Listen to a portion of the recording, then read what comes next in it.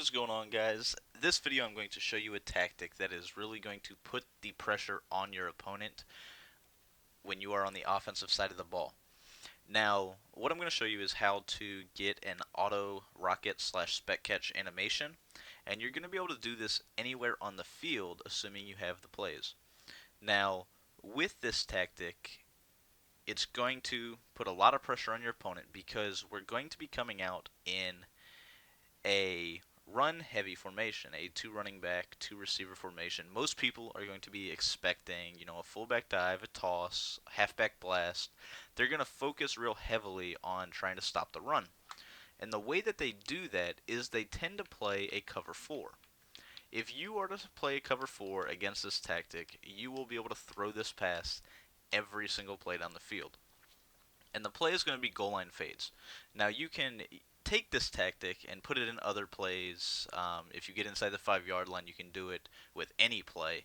But the route that you're looking for is going to be the little stutter fade, the goal line fade, because the receiver is going to go about 2-3 yards up, then break out slowly to the outside. And we're going to abuse this tactic since the receiver's not really running. He's going to pretty much turn around and just spec catch the football. So we'll come out in goal line fades, and then let's see, we'll come out in a cover 3. So if your opponent's in a cover 3, and really the main thing that you want to look for is you need to make sure that your outside guys are not going to get pressed. If your opponent is in a cover 4 or a cover 3, neither outside guys get pressed. So it's just something to look for. If your opponent's in a cover 2 or a 2-man under, these aren't 100% pretty much like they are when you see a cover 4 or a cover 3. So that is why I really like the 2 running back version of this more than, just a 3 receiver, 1 tight end, 1 running back. Because when an opponent sees this, they're going to really expect a run. So in theory, they should be coming out in a cover 4. Anyways, the way that you throw this pass is you're going to hold the left bumper and throw a bullet pass with no precision to either receiver that is on these fades. So in this case, I'm going to throw it to Fitzgerald, and you'll see that he's going to just jump up, catch the ball, and pick up 8, 9, 10 yards. So we'll go ahead, and as you see here, right about here is when you want to throw this pass. As soon as he makes this little stutter, you want to throw a bullet pass. And he'll do this. He'll just jump up, spec catch the football. 9 times out of 10, he's going to get this falling animation. And it's actually good because they tend not to drop it. Now, sometimes they will get other spec catch animations. We'll try to get one here by Floyd. That time, he did end up dropping it, but you'll see that there's no risk of this pass getting picked off. So you just chucked it up. He caught it. Would be falling down, and Floyd just tended to drop it. I have no idea why they drop it. I mean, he's got decent catch in traffic. We'll try it again. So that time, he dropped it again. We're going to keep chucking it, make sure. So, there we go. Apparently, Floyd is just not interested in catching this football. One more time. There we go. He finally caught it. But you see, it's very simple. It takes no user whatsoever to actually do, and there's no risk involved in this. Like, if they are in off coverage, no matter what defensive shell they are in, whether it's man-to-man, pretty much anything, cover 3, cover 4, you're able to just chuck this pass even when a linebacker is underneath it because it's going to get this spec catch animation. So pretty much it's forcing your opponent into either a 2-man under with press or a cover 2. And those two defenses have a very hard time of stopping the run in general because the safeties are shooting out instead of shooting down. So in a formation like I-Form Pro, there's another one that's in Strong I believe, and pretty much any run-heavy set, your opponent's not going to be able to focus too heavily on these outside receivers.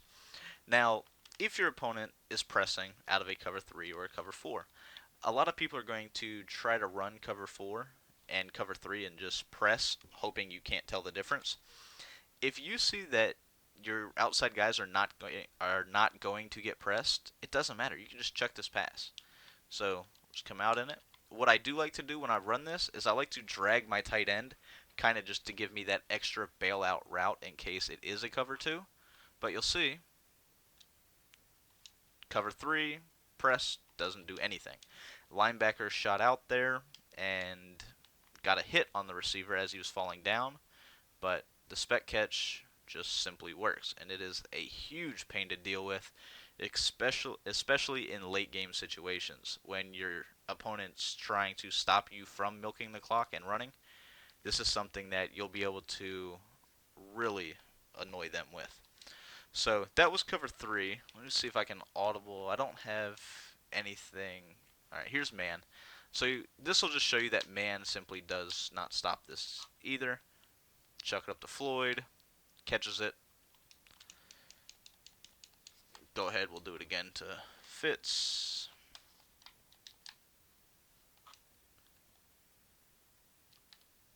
And that actually will happen a lot. If your opponent is in man coverage and they're not pressing, you will get this broken tackle animation very frequently.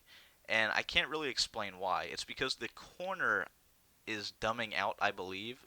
So as he's sitting here just in no man's land, he's going to pretty much make a last-ditch effort to tackle you.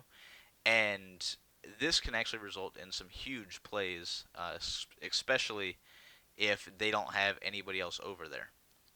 So as you see, though, the fade themselves are simply stupid to deal with. And we'll go ahead. I'll show it against a cover 4 just so you get the full picture of everything. Got to find one first. Let's see. Here's a cover 4. All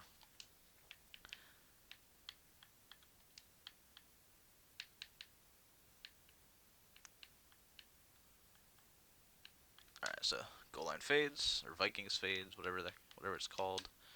And pretty much the thing you're going to look at when you want to run this, you want to look at the outside corners. If it is non-press coverage, doesn't matter what your opponent's doing, you're just going to chuck it up. That's the absolute worst thing that's going to happen right there is they drop the ball. If for whatever reason they are dropping the ball, I don't really have an answer for you, but a decent spec catch or catch in traffic receiver is going to be able to do this 100% of the time for the most part. And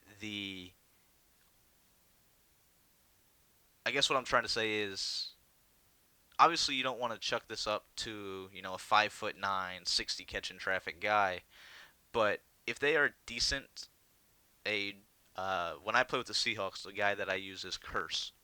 So you can use him, you can use Jimmy Graham, pretty much anybody that has decent catch in traffic and spec catch, you can just chuck this up to.